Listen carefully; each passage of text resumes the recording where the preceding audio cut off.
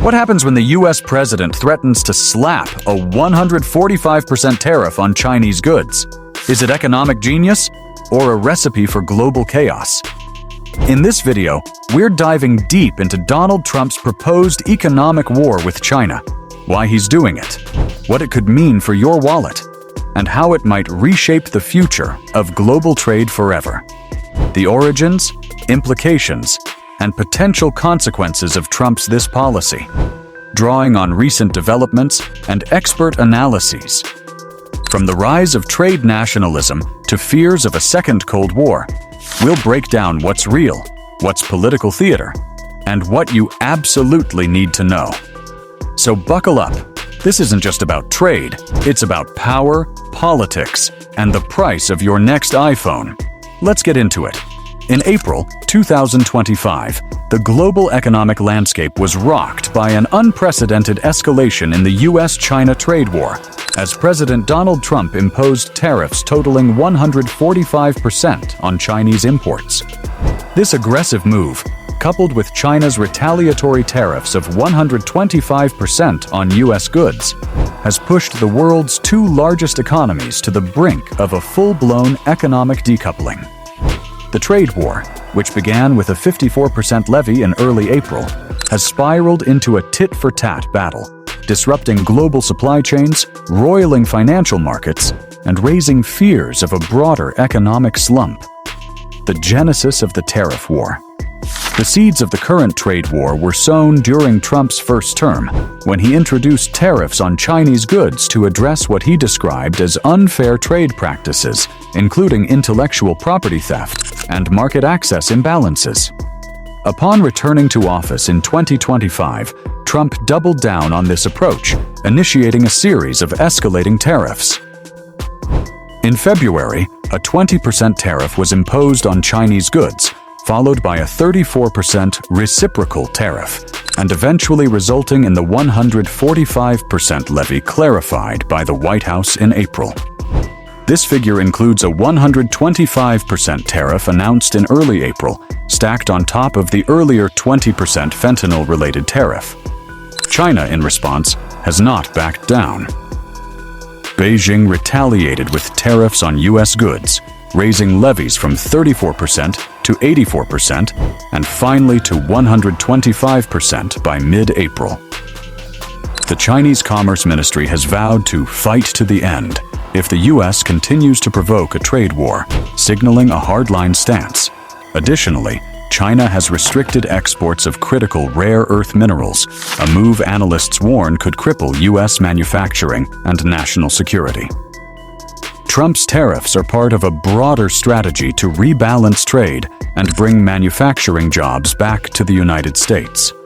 The administration argues that China's economic practices, including currency manipulation and subsidies, have created an imbalanced global trading system. U.S. Treasury Secretary Scott Bessent has called China's economy the most imbalanced in the history of the modern world, justifying the tariffs as a necessary corrective measure. Economic fallout and market confusion. The immediate impact of the 145% tariffs has been profound. Global stock markets have experienced historic volatility, with the S&P 500 tumbling 3.5% on April 10th, only to rebound after Trump announced a 90-day pause on tariffs for countries other than China. The U.S. dollar has fallen to a 3-year low, reflecting uncertainty over the tariffs' economic impact. Industries heavily reliant on Chinese manufacturing, such as toys and electronics, are reeling. The Toy Association notes that most toys sold in the U.S. are produced in China, and the 145% tariffs threaten to make these products prohibitively expensive. Jay Foreman, CEO of Basic Fun, a toy company producing Care Bears and Tonka trucks, told CNN that his entire supply chain is in China, and relocating production is not feasible in the short term. The tech sector, however, has seen some reprieve. After initial fears that tariffs would skyrocket prices for smartphones and computers, the U.S. Customs and Border Protection Agency excluded these products from the 145% levies, benefiting companies like Apple and Nvidia. Analysts estimate that a 54% tariff on Chinese imports could have pushed the price of a top-end iPhone to $2,300 from $1,599, and a 125% tariff might have halted U.S. China trade entirely. Despite the exemptions, the White House has indicated that these are temporary, with potential semiconductor tariffs looming. China's economy, already struggling with low consumer spending and high youth unemployment, faces significant pressure. However, Beijing reported a 5.4% GDP growth in the first quarter of 2025, driven by exporters rushing to ship goods before tariffs took effect. Chinese officials, including customs spokesperson Liu Daliang, have downplayed the tariffs' impact, emphasizing that China has diversified its trade away from the U.S. in recent years. Global implications and the threat of decoupling. The World Trade Organization, WTO, has issued stark warnings about the tariffs' global impact, forecasting an 81 to 91% plunge in U.S. China trade, tantamount to an economic decoupling. This could depress global economic growth and reverse decades of trade liberalization. The WTO's Director General, Ngozi Okonjo-Iweala, described the decoupling as a phenomenon that is really worrying, with far-reaching consequences for supply chains and consumer prices. Other countries are also feeling the ripple effects. Vietnam, now the 8th largest source of U.S. imports, faces potential 46% tariffs when the 90-day pause expires. Japan and Indonesia are scrambling to negotiate trade deals with the U.S. to avoid similar levies. Meanwhile, European markets have fluctuated, with companies like Sony raising PlayStation 5 prices by 25% in some regions, citing the challenging economic environment created by the trade war. Economists are divided on the tariffs' long-term effects, while Trump supporters argue that they will bolster domestic manufacturing. Critics, including Federal Reserve Chair Jerome Powell, warn of slowing growth and rising prices. The International Monetary Fund and World Bank have echoed these concerns, highlighting the risk of a global trade war. Strategic moves and negotiations. U.S.-China tensions continue, with both sides open to talks, but no progress made. U.S. Trade Representative Jamieson Greer noted that Presidents Trump and Xi Jinping have no plans to speak, with the White House pressing China to start negotiations. Treasury Secretary Bessent indicated that tariffs over 145% could be avoided if China tackles non-tariff barriers and currency manipulation. China replaced trade negotiator Wang Shouwen with Li Chenggang, suggesting a strategic shift, and demanded the U.S. scrap the 145% tariffs for mutual respect. State media claims the U.S. benefits unfairly from globalization.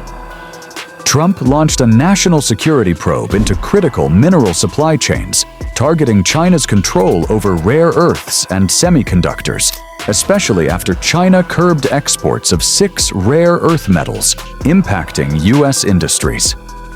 The human cost and industry struggles. The 145% U.S. tariffs are hitting American consumers and businesses hard.